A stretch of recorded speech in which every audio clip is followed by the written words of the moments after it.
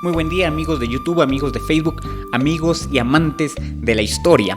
El día de hoy no les traigo el resumen de un periodo de la historia de Guatemala, sino les traigo el resumen de un libro que trata sobre un periodo de la historia de Guatemala. Este libro se llama La Patria del Criollo, de Severo Martínez Peláez. Es un libro de mis favoritos, cabe decirlo, pero más que mis favoritos es un libro muy importante, imprescindible para todos aquellos estudiantes de la historia y para todos aquellos profesionales de las ciencias sociales, aquellos que deseen entender nuestra realidad, que deseen transformar nuestro presente. Es necesario que pasen por este libro mínimo una vez. Así que vamos a comenzar porque es un libro amplio.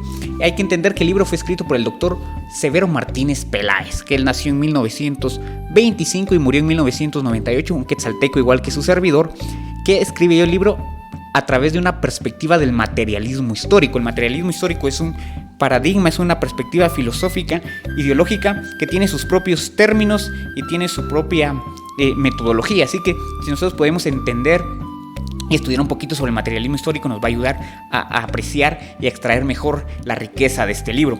El materialismo histórico no es necesariamente una perspectiva correcta, pero yo no me voy a poner a criticar esta filosofía ni a criticar el libro, por supuesto, solo lo voy a resumir. El libro trata sobre la época colonial. La época colonial fueron casi 300 años, de 1524, cuando nos conquistaron los españoles a lo que hoy es Guatemala, hasta 1821, cuando fue la independencia de hoy, del yugo español, por supuesto. El libro es una investigación documental y por lo tanto está bien respaldada, tiene muchos documentos, muchas citas, pero toma como base el libro de Recordación Florida de don Antonio Fuentes y Guzmán. Así que si ustedes desean ir a la fuente primaria, sería excelente que pudieran consultar esta obra. Quisiera hacer una aclaración sobre el término indio. Cuando escribió el libro, Severo Martínez Peláez utiliza mucho el término indio para referirse a los indígenas, a los descendientes de los mayas. Pero actualmente decir indio es algo despectivo, es un insulto y se puede acarrear unos problemas, puede ir a parar a la cárcel por discriminación, etc. Entonces hago esta aclaración porque cuando yo utilice el término indio me lo voy a estar refiriendo al término como lo utilizó el autor Severo Martínez Peláez, obviamente sin ninguna intención de ofender ni discriminar a nadie. El libro es muy extenso, como se los había comentado, consta de 8 capítulos, tiene más de 600 páginas, así que vamos a comenzar para que no nos salga tan largo el video. Capítulo 1, los criollos. ¿Quiénes serán los criollos? Vamos a ver. En el primer apartado, que se llama Infancia y Toma de Conciencia, Severo Martínez Peláez nos presenta a don Antonio Fuentes y Guzmán, que es el que escribe La Recordación Florida. El primer episodio que nos pone es cuando él es pequeño y ve que hay un terremoto y tanto españoles como indios se refugian y tienen miedo y rezan para que pase eso. Y él, desde su infancia, para él no existe y no cabe la discriminación, aunque conforme va creciendo, pues su perspectiva va cambiando. Apartado 2, herencia de sangre y herencia de poder. Don Antonio Fuentes de Guzmán era heredero de los conquistadores, era nieto de conquistadores directos, de los que vinieron con don Pedro de Alvarado, era heredero de riquezas, era una persona que tenía mucho dinero y era heredero del poder político, es decir, era un hombre influyente que trabajó en muchas municipalidades.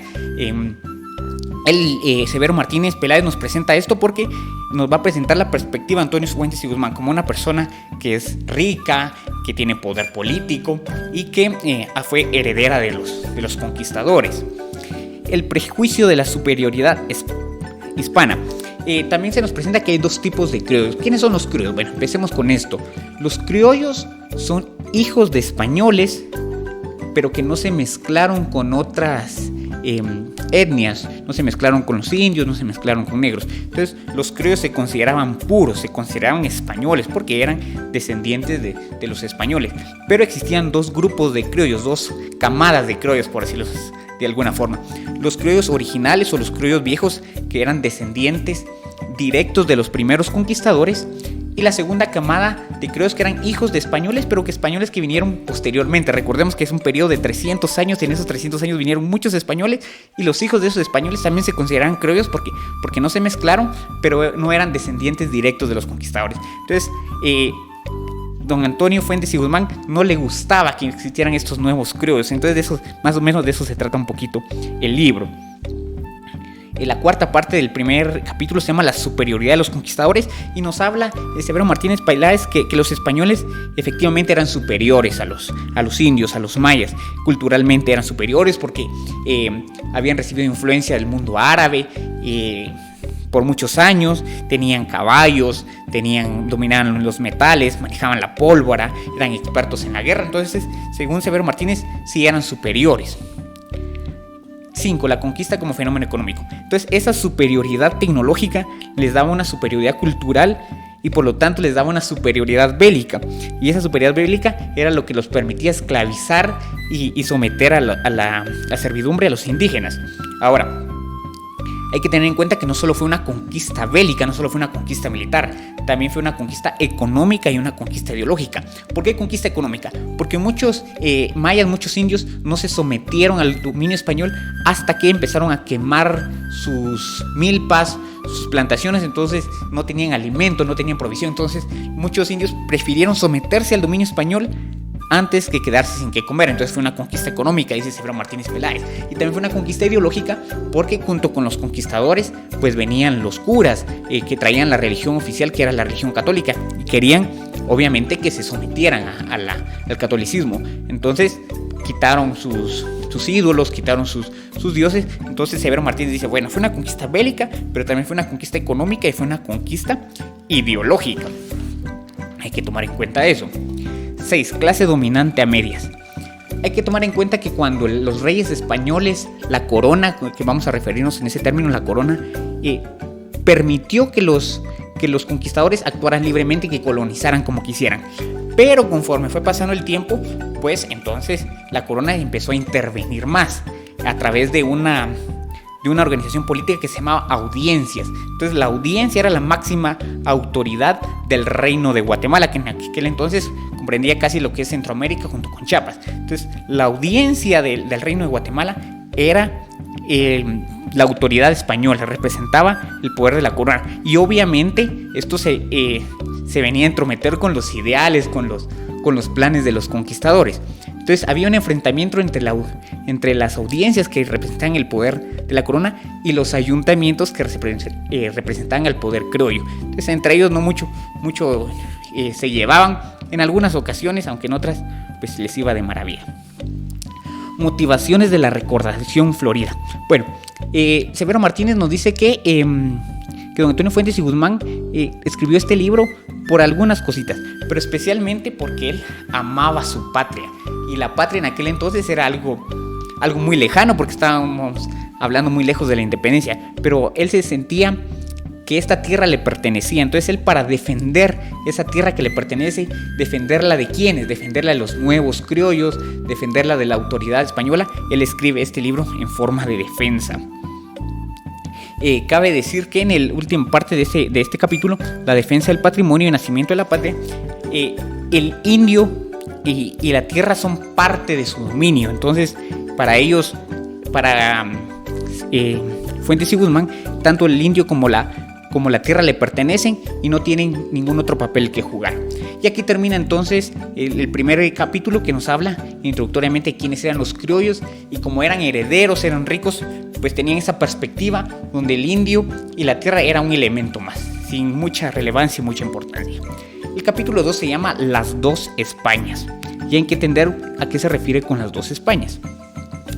Primero nos dice que hay una España que es bella, dice, que es la España de donde vienen los conquistadores. Entonces, a pesar de que ellos no conocieron España o tuvieron muy poca ocasión de estar con ellos, para ellos era algo relevante, era algo importante, pero también tenía la otra España que era la que se metía, la que se entrometía, que no los dejaba explotar al indio como ellos querían. También hay que tomar en cuenta que Severo Martínez es fanático de los conquistadores. Claro, eran sus descendientes, porque obviamente estaban agradecidos con ellos porque le habían dejado toda la herencia. Eso les ayudaba a consolidar su herencia, es decir, nosotros somos hijos nietos de los conquistadores y merecemos esto. Y desmeritaba a los nuevos españoles que decían que venían porque les decía, bueno, ustedes nada más vienen a recibir algo que nuestros abuelos, que nuestros descendientes lucharon y se esforzaron. Entonces idealizaba la conquista. También idealiza a don Pedro de Alvarado.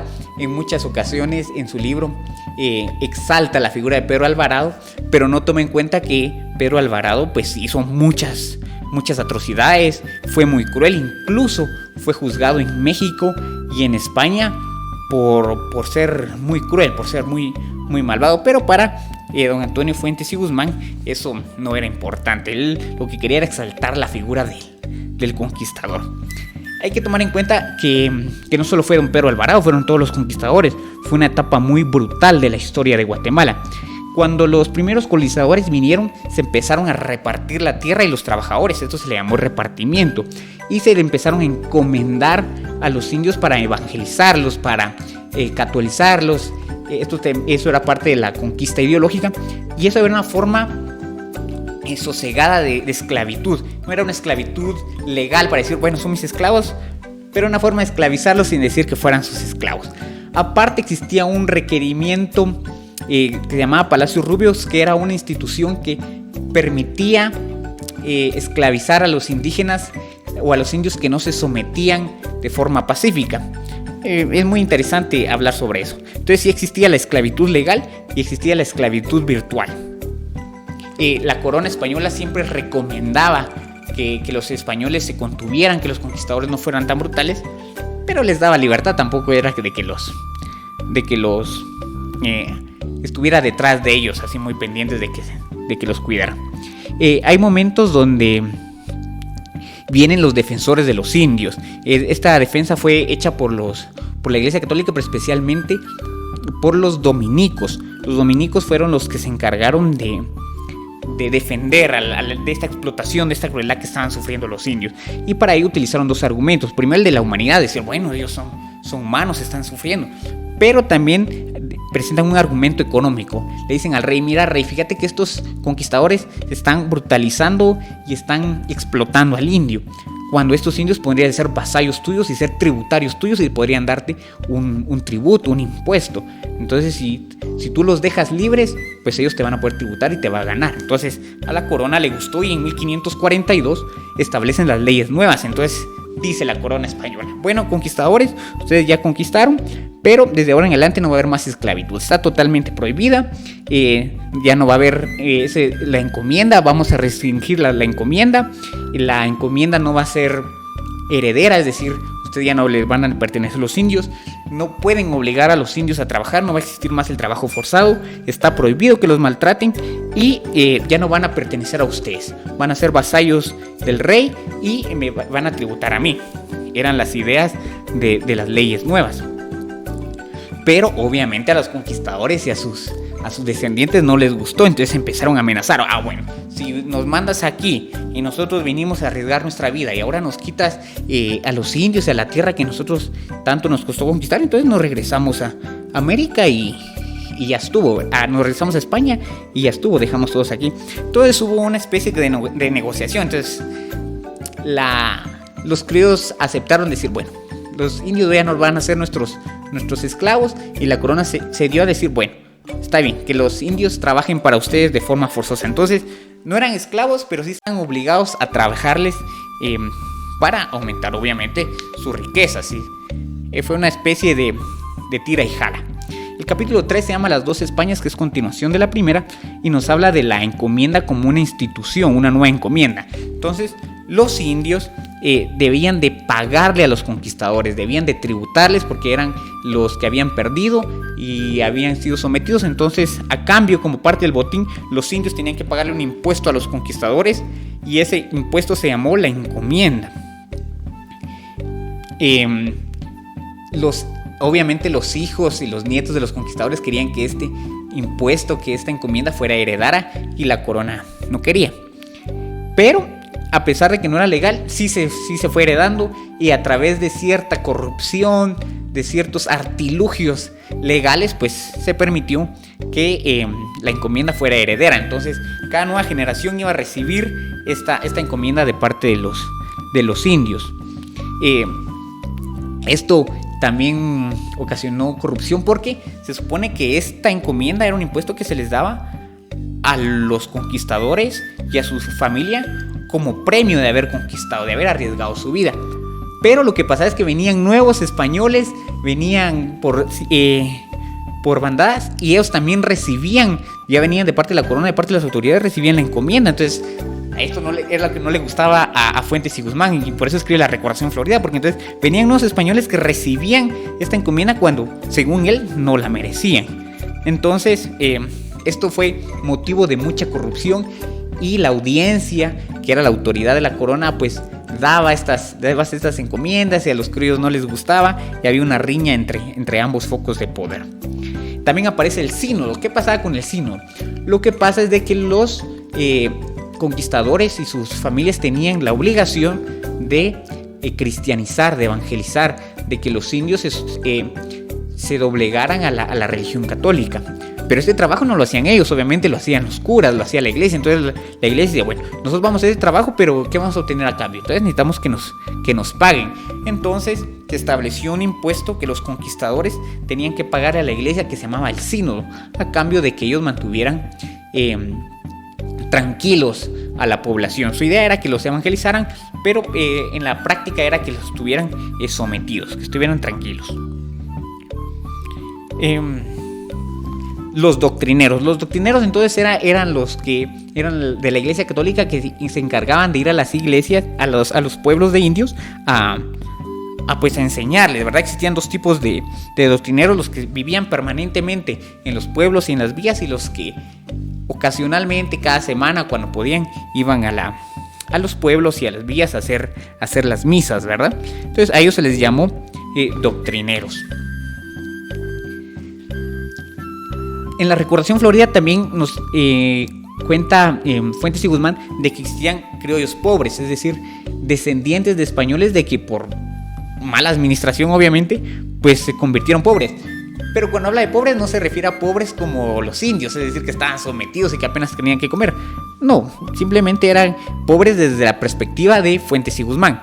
Eran pobres y esto se debería, obviamente, a que no habían administrado bien sus tierras y que venían nuevos españoles, nuevos criollos que iban desplazando a los antiguos criollos. Entonces los criollos se iban renovando poco a poco conforme iban llegando nuevos españoles.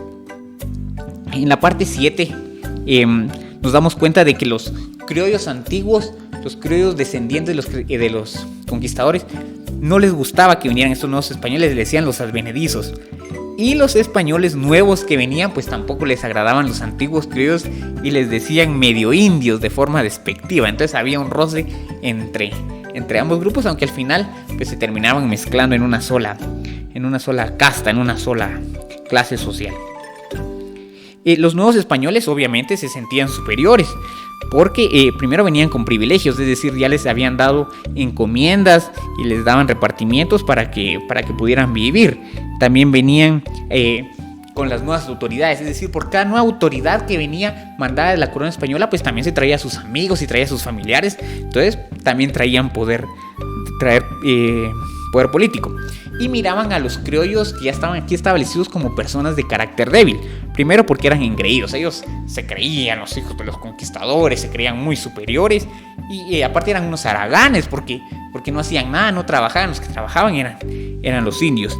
Y los nuevos españoles que venían pues eran un poquito más laboriosos, un poquito más trabajadores, porque no venían de la clase alta española, sino venían de la clase media. Entonces ellos estaban acostumbrados a trabajar. Entonces cuando venían laboriosos con nuevas ideas de exportar, de comercio. En cambio los antiguos criollos eran un poquito más cerrados de tener sus grandes haciendas que fueran autosostenibles, solitos para ellos, y no estaban interesados en nada novedoso en aquel entonces. Entonces eran las continuas luchas de los antiguos criollos con los nuevos criollos o los nuevos españoles. Entonces, al final, la Recordación Florida se presenta como eso, como una defensa del criollo antiguo, del heredero, del conquistador, ante la corona española, ante España, que venía a quitarles tierra, quitarles indios, quitarles impuestos que según los antiguos criollos les pertenecía por ser herederos de los criollos. Entonces ese libro es esa defensa de lo que es suyo según él. Por eso el libro se llama La Patria del Criollo, porque el criollo defiende su patria. Dice: esta patria, este país es mío, porque fuimos herederos.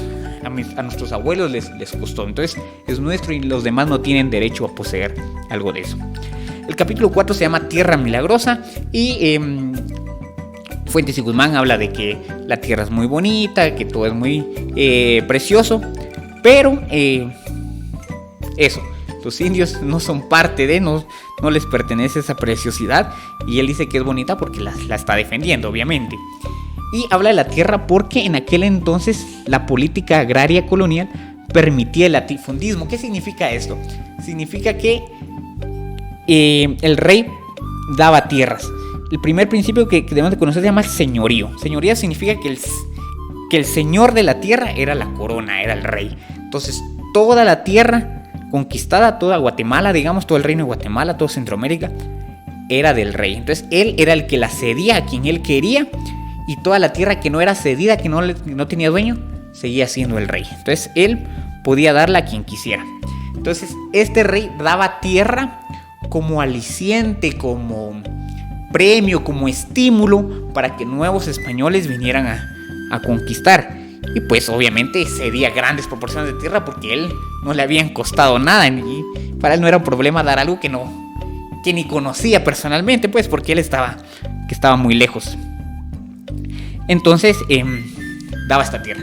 Ahora, los españoles, los criollos que recibían tierra, tenían la posibilidad de usurpar o de robarse más tierra de la que se le había dado, con la condición de que se le pagara. Entonces el rey estaba contento porque les daba tierras, pero permitía de que si querían obtener más tierra, pues que la compraran. Entonces el rey muy contento, la corona muy contenta, recibía dinero, y los otros también muy contentos agarrando tierra y más tierra. Esto era importante porque entre más tierra poseían, menos tierra poseían sus contrincantes, es decir, los mestizos. Vamos a hablar un poquito después de los mestizos, que eran la mezcla de españoles e indígenas. Entonces ellos no querían que estos mestizos tuvieran tierra, así que acaparaban lo más de tierra que podía, y esto surgió en el latifundismo, es decir, grandes proporciones de tierra que al final no eran utilizadas. Las tierras de indios, bueno, los indios también recibieron tierras porque después de las leyes nuevas, cuando dejaron de ser esclavos, pues se les dio un parte de tierra para que construyeran sus ciudades o sus pueblos. También se les dio ejidos para que pudieran ahí obtener leña, pudieran pastar a sus animales, y también para que pudieran cultivarla. Esta parte para cultivar se las llamó cementeras o tierras comunales. Pero hay que tener en cuenta que estas tierras eran administradas por alcaldes indios y regidores y cabildos, es decir, autoridades criollas se juntaban con autoridades de los indios para administrar esta tierra, y obviamente la administraban a su beneficio y a su antojo. Entonces muchos indios pues se vieron perjudicados por estas políticas. En el segmento 4 del capítulo 4 nos habla sobre un ejemplo de cómo algunos españoles y criollos poseyeron y usurparon tierras a pesar de que esto les perjudicaba a los indios. Entonces es un ejemplo de cómo ellos hacían su santa voluntad saltándose las leyes que el mismo rey había establecido. Es interesante que en 1810, 11 años antes de la independencia, se propuso una reforma agraria. La idea era dividir y distribuir estos latifundios, es decir, estas grandes proporciones de tierra que no se estaban usando, entre los indios y los mestizos, porque no tenían ellos con qué poseer. Obviamente esta reforma no se dio, pero desde hace mucho tiempo ya se hablaba de una reforma agraria y de su importancia. Vamos ya al capítulo 5, que nos habla del indio, específicamente del indio. Entonces, en el primer apartado del capítulo 1, Fuentes y Guzmán se queja de que el indio es una persona haragana, pero al mismo tiempo habla de que es trabajadora. Nos habla de que es desconfiada, pero también nos explica que sin querer explica por qué es una persona desconfiada, porque la han engañado por cientos de años, le han dicho muchas cosas y al final no se cumplen. Entonces el criollo se enoja de que el indio sea haragán, obviamente se lo están obligando a trabajar, pero también habla de que es una persona trabajadora cuando debe de hacerlo. Vamos a hablar de eso un poquito más adelante. Los indios persistían en su paganismo, es decir, los indios tenían su propia religión. Cuando vinieron los españoles se la intentaron quitar. Obviamente los indios se iban a resistir a eso, entonces mezclaron el catolicismo con sus ideas y a esto se le llamó sincretismo. Entonces los curas, los párrocos consentían a cierta forma de que los indios todavía manifestaran sus creencias religiosas a fin de evitarse problemas y con tal de tenerlos tranquilos. Entonces era un gana-gana, ¿verdad? Yo no te molesto con estarte diciendo que ya no hagas esas cosas y vos mantenerlo en silencio y ahí tranquilito. Ahora, los tres grandes prejuicios. Los criollos tenían tres grandes prejuicios sobre los indios. Primero, decía que eran haraganes. ¿Por qué? Porque cuando se les mandaba a trabajar no lo hacían con ganas. Obviamente, si al indio le están obligando a trabajar por algo que no iba a recibir beneficio, pues no lo iba a hacer bien. Entonces, él se manifestaba de una forma de haraganería, es decir, yo no quiero trabajar en algo que no me gusta. Segundo, los criollos decían que los indios eran bolos, eran borrachos, y cuando se ponían bolos hacían un montón de barbaridades. Pues claro, una persona que está borracha, pues obviamente va a hacer cosas. Y ellos decían que ellos no eran pobres, a pesar de que dice de que no tenían mudadas de ropa, que ni siquiera tenían una cama para dormir.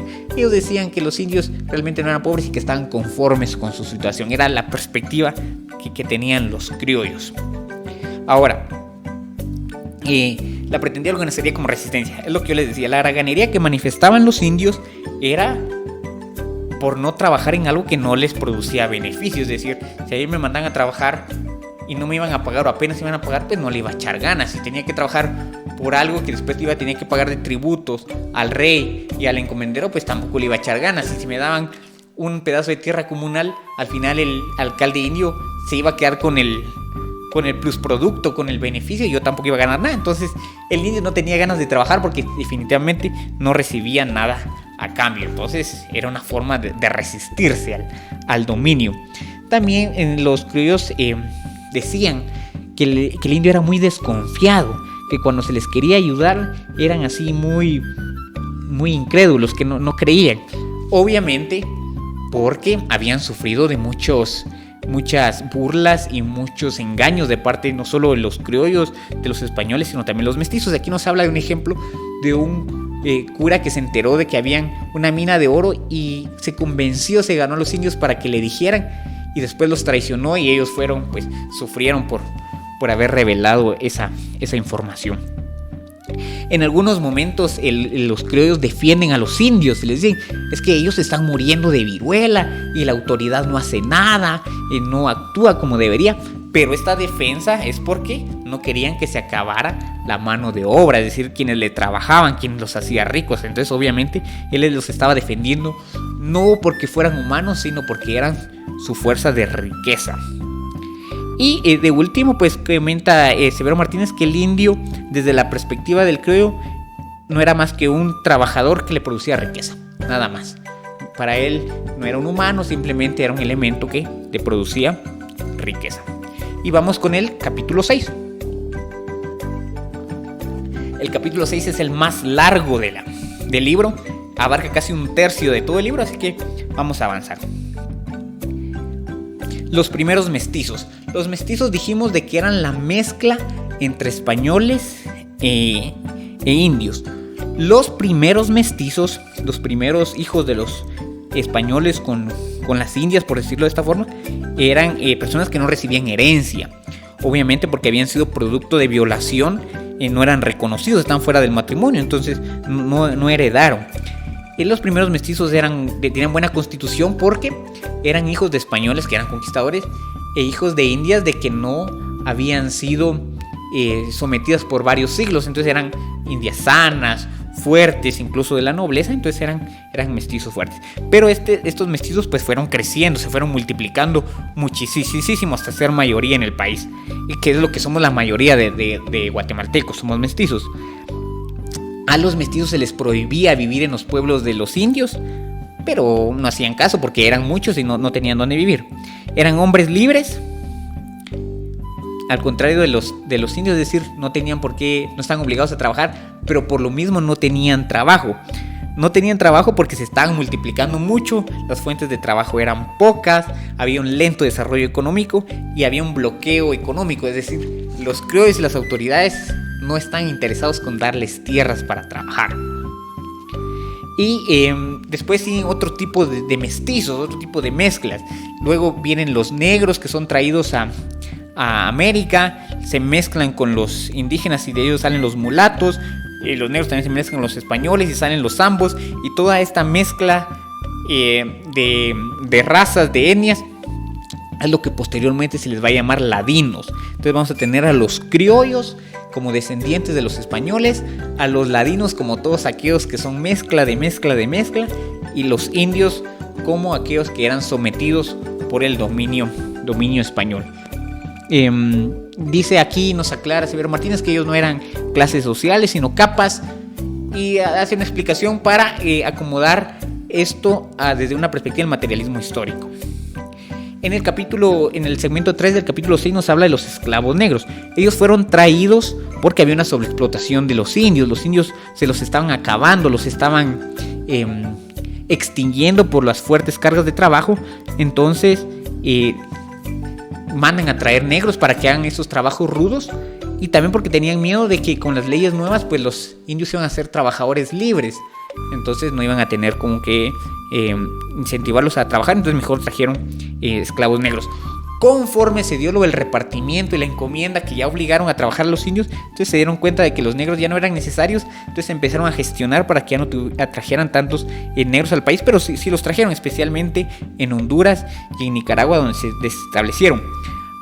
Muchos de los negros eran tratados mucho mejor que los indios porque les habían costado dinero, entonces los criollos cuidaban de los negros porque les costaba, en cambio el indio no le costaba nada, entonces ellos tenían y les daban ciertos puestos de autoridad administrativos, entonces los negros también explotaban, también maltrataban a los indios. Pasamos al segmento 4, que es la propagación de indios, de los mestizos, y nos habla de ladinos rurales. Los ladinos, todos aquellos mezclas, tenían prohibido irse a los campos, a los pueblos de indios, pero de todas formas lo hicieron. Y muchos de ellos, como no tenían trabajo, lo que hacían era alquilarle tierras a los criollos que sí las tenían en abundancia. Entonces se les alquilaba en forma de usufructo y tenían que pagar con el producto de lo que trabajaban, una semiespecie de feudalismo. Otros solo alquilaban su mano de obra por temporadas, entonces iban a las haciendas viendo si había trabajo y de ahí se iban de un lugar en otro lugar, y no tenían un lugar establecido donde estar. Y los que sí lograban establecerse en un lugar, pues estaban en lugares muy lejanos, donde no habían caminos, no había educación, no había iglesia, y entonces hacían lo que querían. Eran mestizos del área rural, pero también habían mestizos en el área urbana, que se llamó la plebe urbana, que eran personas pobres que vivían en las ciudades. Y como eran pobres, pues no tenían educación, se dedicaban a pelear, se dedicaban a emborracharse, y eran un problema para la sociedad criolla en aquel entonces. Pero no todos eran pobres, habían personas que sí trabajaban, y aquí entra la capa artesanal proveedora. Los artesanos eran muy importantes porque era una época preindustrial, es decir, no habían fábricas, entonces muchos de los elementos, herramientas y producto que consumían era hecho a mano y era hecho por estos artesanos. Cuando inició la conquista, pues obviamente estos artesanos eran españoles, pero conforme fue pasando el tiempo le fueron delegando esta fase de la economía a los ladinos. Sin embargo, el grupo artesanal estaba controlado por los criollos por medio de los ayuntamientos, y estos a través de los gremios. Los gremios, recordarán que era una forma de organización donde había un maestro, oficiales y aprendices. El aprendiz no ganaba dinero, sino que aprendía y trabajaba a cambio de que el maestro le diera dónde vivir, le diera comida. El oficial era alguien que ya había dejado de ser aprendiz, ya se le pagaba dinero, pero no podía poner su propio taller porque no había alcanzado el nivel de maestro. Entonces era una forma también de explotación, y esto provocó que esta capa proveedora fuera muy pobre, si bien no todos. Pero también existía una capa media alta urbana, es decir, gente que logró obtener mucho dinero y logró tener mucha influencia, y esta capa de ladinos, esta capa de mestizos, fueron los que promulgaron la independencia. Eran personas profesionales, es decir, personas que sí habían logrado estudiar, eran médicos, eran licenciados, eran bachilleres, eran profesionales, gente que trabajaba en las oficinas, personas que sabían leer y escribir, personas que tenían rangos medios en la iglesia, en el ejército. Entonces eran personas que habían alcanzado cierto nivel económico sin ser criollos, sin ser descendientes de los españoles. De ahí en el capítulo 8 hace una explicación de un gráfico que Severo Martínez habla. Entonces habla de que hay 3 elementos importantes, que son los criollos por un lado, por otro lado están los españoles y la monarquía representada en las autoridades de la audiencia, y por otro lado están los indios en la capa más baja. Y nos va refiriendo que hay diferentes niveles entre uno y otro, que son los que ya le expliqué, los pobres en el área urbana, los pobres en el área rural, la capa media artesanal, como una especie de clase media, y la clase media alta, que eran los profesionales. Entonces él va explicando su cuadrito poquito a poquito. De ahí nos habla de las villas y las rancherías.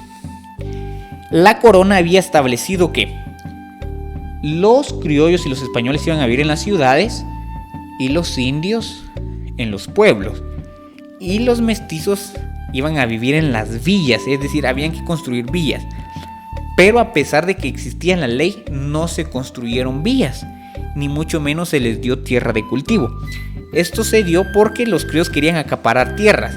Entonces les beneficiaría que existieran ladinos pobres, porque entonces si no tenían de qué trabajar, de dónde consumir, pues entonces se iban a ofrecer a las haciendas. Entonces los criollos podían recibir a estas personas, les pagaba barato porque eran bastantes y ellos se veían beneficiados. Entonces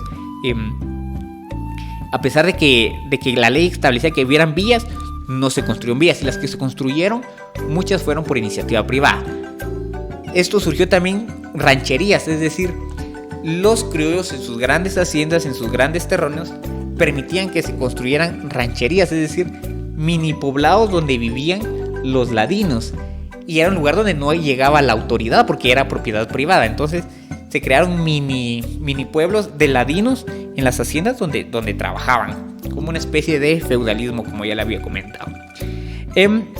Muchos ladinos también se fueron a los pueblos de indios. La ley también establecía de que ladinos no podían llegar a los pueblos de indios, pero a pesar de eso llegaron, y muchos de ellos usurparon tierras, alquilaron tierras, compraron tierras, y también se robaron tierras que le pertenecían a los pueblos de los indios, y muchos de ellos lograron convertirse en grandes terratenientes también. Por último, de este capítulo nos encontramos con cuáles son las capas medias de la patria del criollo. Entonces él nos dice que los ladinos eran personas que eran explotadas por los criollos por medio del bloqueo, porque no les daban tierras, por medio de las haciendas, porque los recibían ahí les pagaban lo que quisieran, y por medio de los gremios, porque los maestros controlaban la industria. Pero eran explotados por ellos mismos, porque habían ricos, habían pobres, y ellos explotaban a los indios también. Entonces los indios recibían presión de parte de los españoles, de parte de los criollos, de parte de los negros y de parte de los ladinos. Y incluso algunos ladinos motivaban a los indios a escaparse de los pueblos. Era algo ilegal en aquel entonces, y Fuentes y Guzmán se quejan en esta parte sobre eso. Vamos con el penúltimo capítulo, que se llama Pueblos de Indios. Después de 1542, cuando surgen las leyes nuevas, surge una institución que se llama la reducción. ¿Qué era la reducción? Lo que pasaba es que cuando los españoles vinieron, muchos indios obviamente se fugaron, se fueron a los pueblos. Otros indios pues se quedaron a vivir en un lugar. Otros indios fueron a vivir a las haciendas de los conquistadores. Entonces la nueva ley decía: no, vamos a reducirlos a todos a un solo lugar geográfico, o a varios lugares geográficos que se van a llamar pueblos de indios. Entonces los pueblos nacieron de esta forma, de juntar a todos los indios en un solo lugar, para que se permita tener un mejor registro, un mejor control, y obviamente no fueran explotados tan brutalmente como lo eran anteriormente esas leyes. Estos pueblos fueron construidos por varias personas, ¿verdad? Entre españoles, líderes religiosos y también líderes indios. Los pueblos tenían la obligación de mandar a los indios para trabajar, o en un trabajo forzoso que se llamaba el repartimiento, de tributar al rey, de trabajar gratis para las iglesias, para las ciudades, especialmente para los edificios del gobierno, y para ir construyendo y dándole mantenimiento a los caminos. Y las personas tenían prohibido, los indios tenían prohibido irse de su pueblo, irse a otros pueblos o irse a otro lugar. También nace el repartimiento de indios. El repartimiento de indios, debemos de recordar que era la institución que se instauró como medio de explotar a los indios, dado que ya no eran esclavos. Entonces la idea era que a un criollo se le repartía cierto grupo de indios, y estos indios tenían la obligación de trabajarle, y obviamente se les tenía que pagar. Después del tiempo pues podían regresar a su tierra, pero sí estaban obligados a trabajar. Entonces, ¿cuáles eran la idea? Bueno, el repartimiento tenían que ir todos los que fueran hombres, no mujeres, hombres de 16 a 60 años están obligados a ir a trabajar. Están excluidos las autoridades indias, es decir, los alcaldes y aquellos que estuvieran enfermos no tenían por qué ir a trabajar. Iban en grupos de un cuarto, es decir, un pueblo se dividía en 4 partes y un grupo iba cada semana para cumplir el mes. Iban por una semana. Eran vigilados por jueces y obviamente también por los alcaldes indios que se encargaban de que fueran a trabajar. La jornada era de lunes a sábado, pero se suponía que el lunes era de transporte, entonces ese día prácticamente no trabajaban y se les tenía que pagar el día lunes que iban de viaje. Y no debían de llevar su herramienta porque obviamente iba a ser cansado estar cargando. Ahora, eso era la ley, eso era en teoría lo que debía de pasar. Realmente es de que en la práctica esto se dio para que hubiesen muchos abusos. En primer lugar, de parte de la autoridad de los indios. Entre los indios habían personas que eran designadas alcaldes, que venían de la nobleza prehispánica. Entonces, ellos eran los encargados de ver quiénes iban a ir. Obviamente no mandaban a sus familiares, ni a sus amigos, ni a sus compadrazgos y a sus compadres, y se las arreglaban para mandar a otras personas, a los indios pobres sin influencia. Entonces muchos indios fueron explotados también por su propia gente. Y los enfermos, si bien no iban a trabajar, tenían que buscar a alguien que sí les trabajara, entonces tenían que pagarle a alguien para que los cubriera. Y sí tenían que llevar su herramienta porque ellos mismos se la robaban o la deterioraban, obviamente, ¿verdad? Una forma de dañar al opresor. Entonces ya no les dieron herramienta y ellos mismos tenían que llevar su propia herramienta.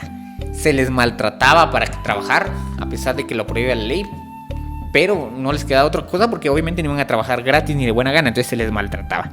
Y muchos jueces y muchos alcaldes que se encargaban de vigilar por esto recibían sobornos. Entonces esto llevó a corrupción. Y obviamente hubieron personas que nunca trabajaron y personas que trabajaron de más y fueron muy explotados. La paga del repartimiento. A los que iban al repartimiento se les tenía que pagar con moneda, decía la ley.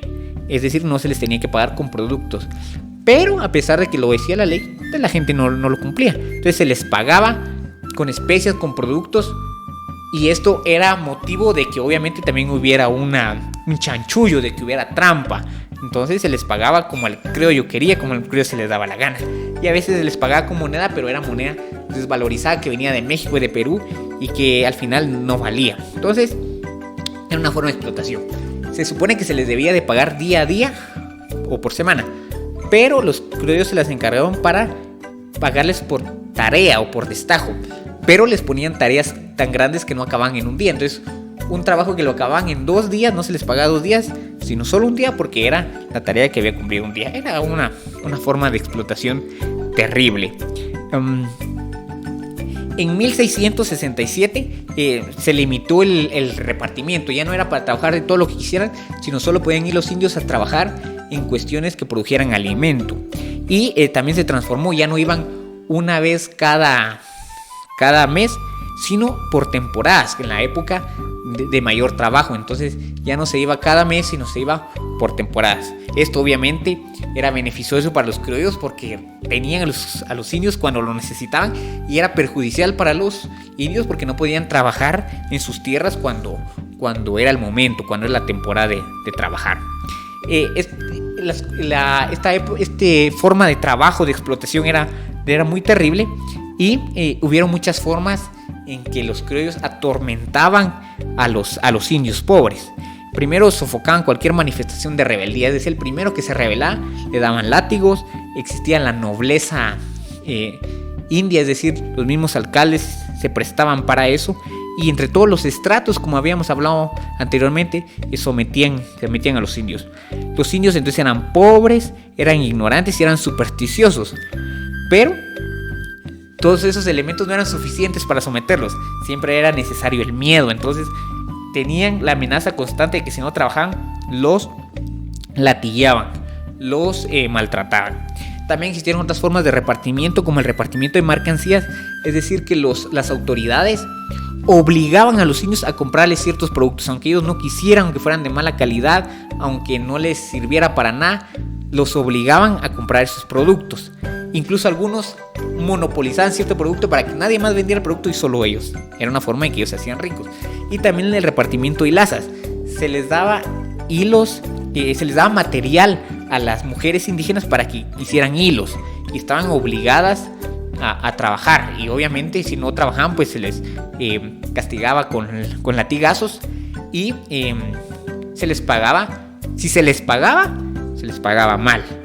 Y a lo mejor en la mayoría de casos ni se les pagaba. Entonces era una forma de explotar. Pero entre todo también existieron indios ricos. ¿Quiénes eran los indios que se volvieron ricos? Hay que tomar en cuenta que se volvieron ricos no a un nivel de riqueza de los criollos, pero relativamente eran ricos. Eran los alcaldes, porque los alcaldes estaban, si bien cada año tenían que ser electos, estaban exentos de pagar tributo. Y muchos de ellos venían de la nobleza, es decir, de los antiguos gobernantes de los mayas. Así que ellos tenían ciertos beneficios, y como controlaban el padrón de quiénes indios iban a trabajar y quiénes no, entonces les permitían que unos fueran a trabajar siempre y que ellos se libraran. Y muchos de ellos hicieron alianzas con las autoridades españolas, entonces se hicieron ricos de una forma de corrupción. Obviamente hubieron muchos indios de que se fugaron e intentaron salirse y huir de esta forma de explotación. Muchos de los que pudieron huir se fueron a Petén, que eran regiones donde todavía no estaban conquistadas muchas de ellas y descubiertas algunas otras. Entonces muchos huyeron para allá. Algunos otros se fueron a lugares escondidos donde fuese difícil hallarlos o donde fuese difícil ver sus plantaciones. Estos campamentos se les llamó pajuides, que eran donde los indios huyeron. Si bien no todos ni la mayoría pudo huir, algunos sí lo hicieron y se fueron a lugares muy remotos. El problema del indio. Severo Martínez nos dice entonces de que el indio tuviera un gran problema. El primero era que radicaba en que tenía una pobreza económica y una pobreza cultural. Eran pobres porque no tenían dinero, no tenían los suficientes recursos para alimentarse, para prosperar ni para crecer.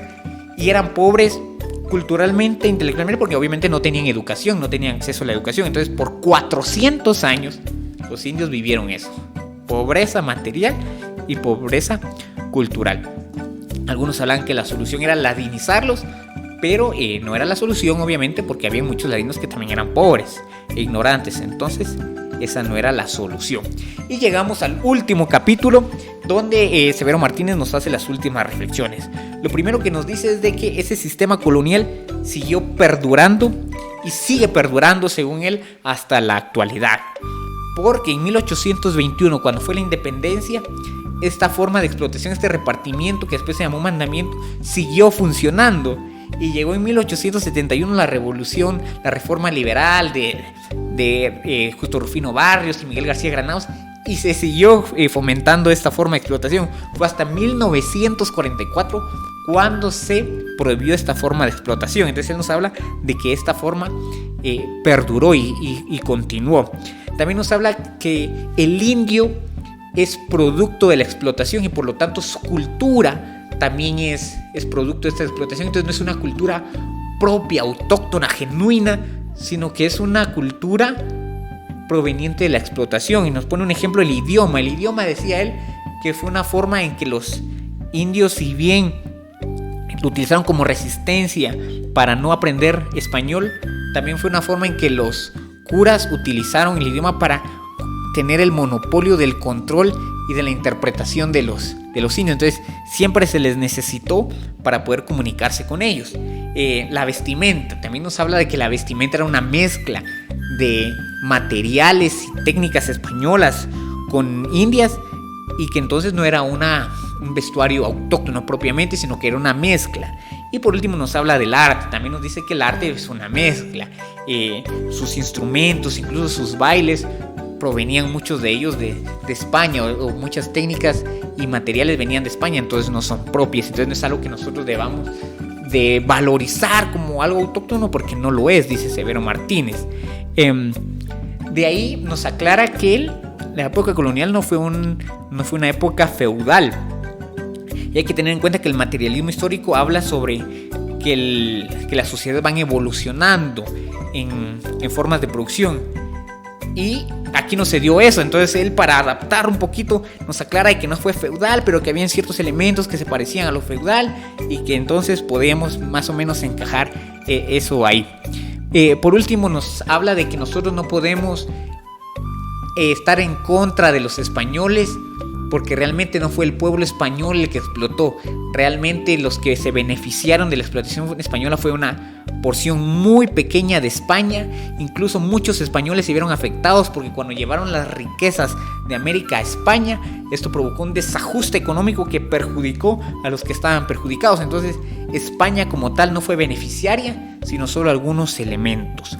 Y por último nos habla sobre la importancia de la recordación florida del libro. No le da las gracias, simplemente dice que fue una obra muy importante. Entonces con esto terminamos el resumen de La Patria del Criollo. Perdonen que quedó un poquito largo, pero como les digo, si es un libro extenso, no sé si lo pueden ver en la cámara, es un libro muy grande, pero muy, muy bonito. Se lo recomiendo, si lo pueden leer. Cualquier duda, cualquier comentario, pues con mucho gusto pueden dejármelo. Estoy para servirles. Muchas gracias. Mi nombre es Daniel Rodas, soy profesor de Historia y Ciencias Sociales. Nos vemos a la próxima.